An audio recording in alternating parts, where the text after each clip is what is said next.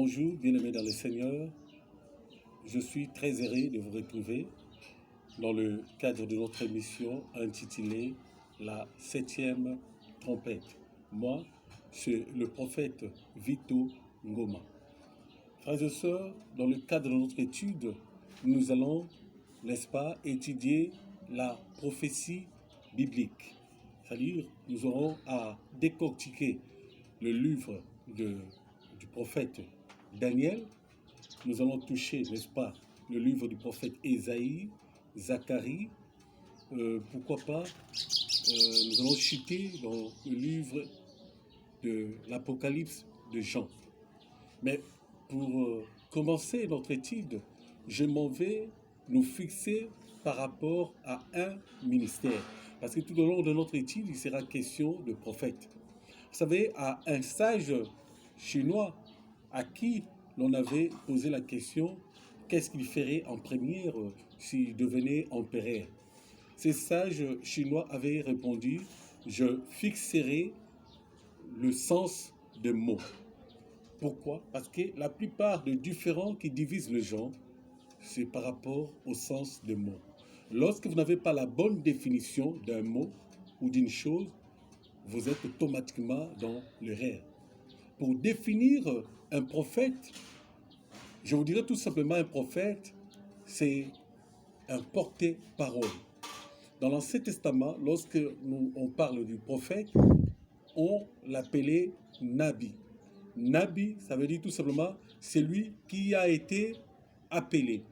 Un prophète, c'est un porte-parole, c'est quelqu'un qui reçoit, n'est-ce pas, la parole de la part de Dieu ou des révélations de la part de Dieu et à son tour, il les transmet, n'est-ce pas, au peuple. Et dans l'Ancien Testament, si nous lisons par exemple dans Jérémie chapitre 23, le verset 18, il est écrit « Mais qui donc a assisté au conseil de Yahvé pour voir et entendre sa parole?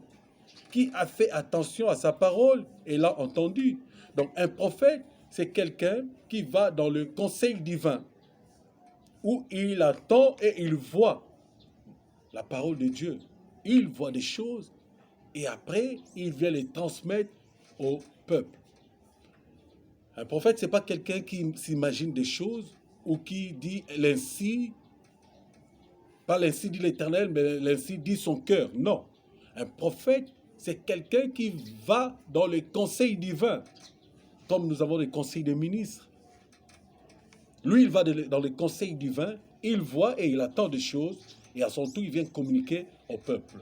Dans l'Ancien Testament, on appelait le prophète aussi des voyants. Si nous lisons par exemple dans 1 Samuel chapitre 9, le verset 19, lorsqu'il était question, n'est-ce pas, du prophète Samuel, on l'appelait le voyant. Pourquoi un voyant? Parce qu'un prophète, c'est quelqu'un qui a des visions et des révélations. Et dans les écrits prophétiques, vous allez voir, la plupart des prophètes étaient transportés en esprit. C'est-à-dire, Dieu les transportait dans le futur, et là-bas, ils voyaient des choses, et à la fin, ils venaient, n'est-ce pas, communiquer au peuple des choses qu'ils ont vues. Donc, un prophète, c'est un voyant, c'est quelqu'un qui a des visions, qui a des révélations. Mais pour le temps qui nous concerne, un prophète est aussi un témoin spécial du Christ. Un prophète, c'est quelqu'un qui témoigne de la divinité de Jésus-Christ. Et c'est celui aussi qui, n'est-ce pas, enseigne la vérité. Un prophète est aussi un enseignant de la parole. Un prophète n'est pas seulement celui-là qui prophétise sur les gens dans la rue ou dans les églises, qui donne des prophéties personnelles aux gens. Non, non. Un prophète est aussi un enseignant de la parole de Dieu qui peut décortiquer, qui peut dévoiler, n'est-ce pas, le mystère caché. Un prophète peut aussi appeler le peuple à la repentance, comme le cas de Jonas. Un prophète, c'est quelqu'un qui, n'est-ce pas, reçoit des révélations et des directives de la part de Dieu et qui les communique au peuple. Il peut voir l'avenir et prédire des événements à venir afin de mettre le monde en garde. Voilà, n'est-ce pas, le rôle d'un prophète. Si je peux vous donner quelques repères, n'est-ce pas, historiques, lorsque nous lisons l'Ancien Testament, nous voyons que le prophète était catégorisé. Il y avait au moins 3 groupes. il y avait un groupe de prophètes qui étaient plus ou moins des prophètes estatiques qui vivaient en groupe, qu'on appelait comment l'école de fils des prophètes, de frères prophètes qui vivaient en groupe et qui exerçaient leur ministère en groupe. Lorsque vous lisez par exemple dans 1 Samuel chapitre 10, le verset 11, le verset 19 à 20, il est question du roi Saoul, après avoir été consacré par le prophète Samuel, et il est allé croiser, n'est-ce pas, un garnison ou un groupe de prophètes. Lorsque nous parlons aussi, n'est-ce pas, de le transfert ou la passation entre Élie et Élisée, la Bible nous parle d'un groupe de fils de prophètes qui étaient derrière.